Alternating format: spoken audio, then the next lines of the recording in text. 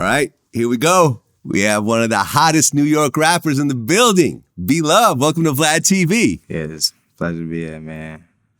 Yeah. Hey, man, you made a lot of noise in a very short period of time.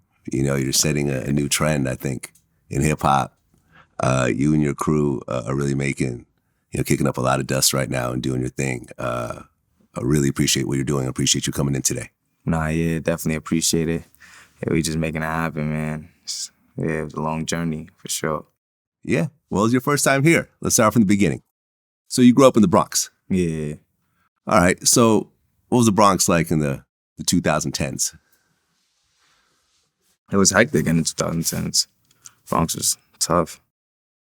For me, I was young. I was hella young. That's why when I really started running around by myself, for me, yeah, it was tight. It was dangerous growing up out there.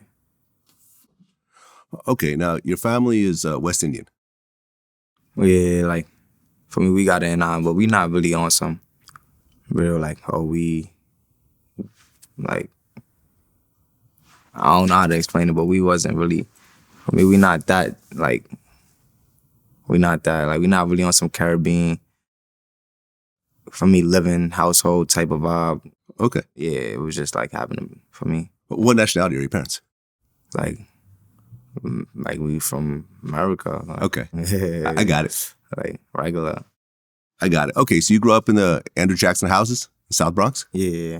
Okay, and you primarily live with your dad? Nah, I primarily live with my mom. Okay. Where we used to live on 182nd Bathgate. And my father lived over there in the projects. So okay, I'd just be over there. Okay. And you were going to high school, but you left in 9th grade? Yeah. Okay, so what happened? That's what, your freshman year? Yeah, it was horrible. It was just like, for me, what I needed at that point, school wasn't giving it to me.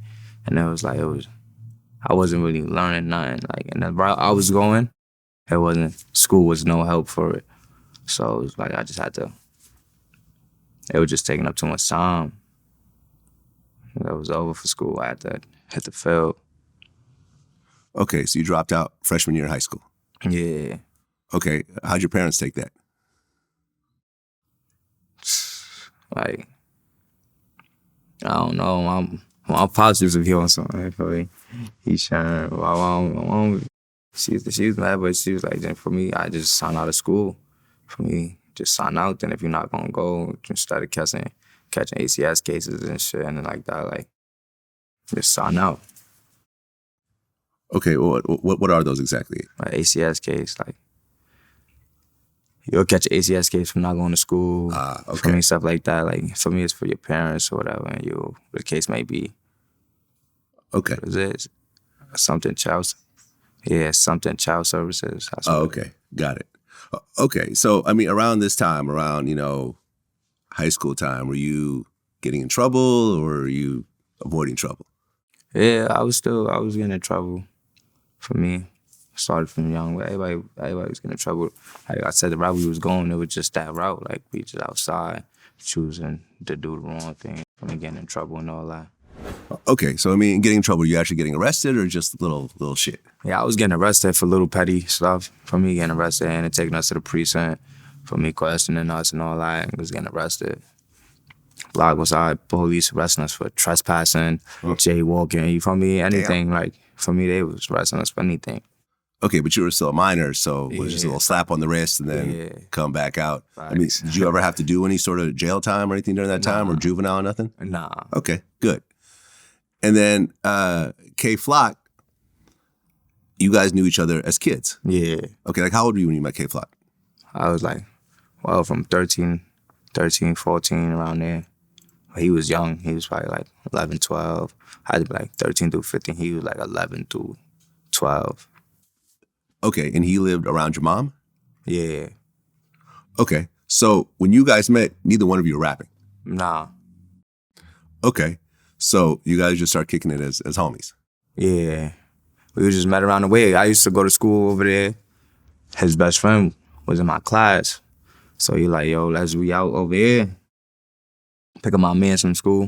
The first time I met him, we went, picked him up from school, him and JoJo, KK and JoJo, we picked them up. That's how we met. We just been knowing each other since then. We just chill after school, smoke, go to the crib, chill, go outside for them, just do shit. And just be chilling. Like, who was the more wild one back then, you or him? I mean, he was always animated. Like, I mean, he wild is like that. Like me, I used to be doing shit, but like we used to be. I'm the calm one. I'm just like in the cover there, He hostile. Yeah. Like he a hostile person. Okay, so then 2015 rolls around. You're age 15 at the time. Is that when you first started recording? Yeah. Okay, and your name, B-Love, was from the Nutty Professor movie. Buddy Love? Not entirely. Like, that was never really my name, Buddy Love. My name was Buddy. Like, I was named after the Chucky shit. Oh, okay. Then Buddy Love was just like a joke. Like, I see my mom friends, older people that I ain't see in a minute, see them in like a year, couple months, they'd just be like, Buddy Love, Buddy Love. Like, that was just a joke thing. Okay, but it started to stick at one point. Yeah, because it was my Facebook name. I put it as my Facebook name, Buddy Love. So then my man like, I just use B-Love. Then I started rapping a couple months after. I just stuck with B-Love. Okay, why the extra E at the end?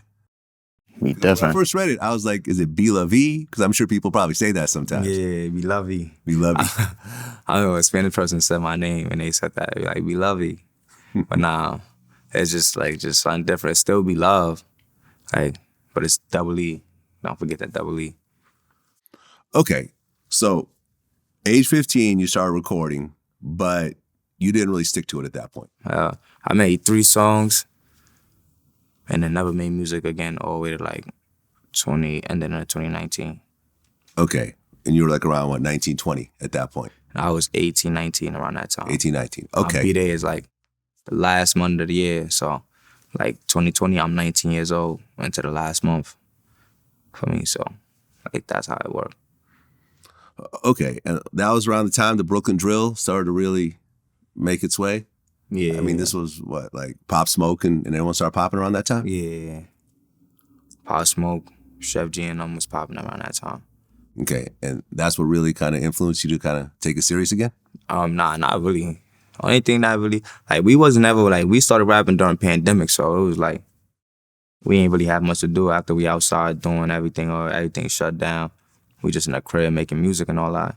So, like, nobody really influenced us. Like, we in the crib watching somebody be like, oh, let's do this, let's do that. It just happened to be our last option to entertainment to do for me around. Like, all right, bet we don't got we doing this. Fuck it, let's just try to make music or some shit.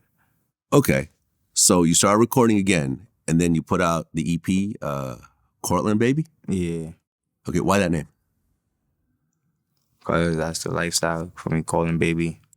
What's Courtland? That's the projects I grew up in. Ah, okay. Yeah. So like a project started Project Baby, I'm Courtlandtbaby, Courtland Project, like Courtlandtbaby. All right, so you put that together. How many songs was it? Well, like 6, 7 songs. Okay.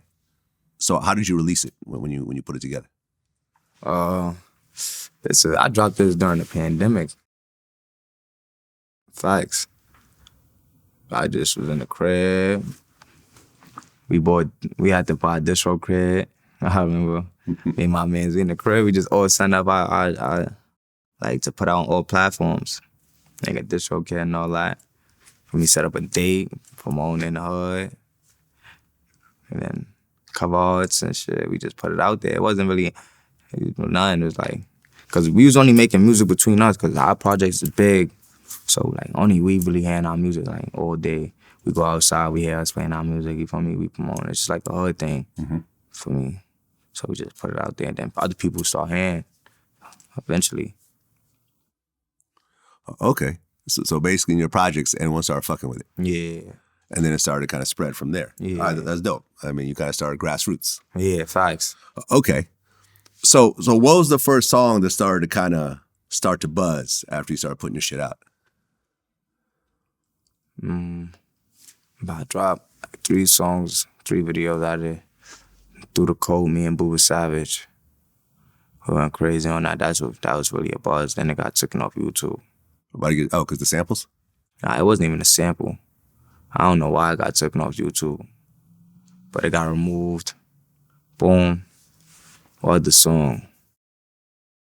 We was just dropping records. Me, K Flock, me, Shy K, PJ, COE. We was just dropping mad records. So who was the first one in the crew that really started to pop with the music? Was it K Flock first or? Nah, not really. My son Shy K, I'm not gonna lie. Okay. Shy K and PJ and B-Dot, they had dropped Shoot to Get Shot. You could see everybody in there, like even people from, in the video, people from K Flock Block was in the video. Everybody, Monterey, everybody from me, we all in the video. Bugging. This before mad people was rapping. K Flock started rapping a little other, but people started noticing once they dropped that Shoot to Get Shot, boom, people started noticing what was going on, and we all driving, and it got lit like that.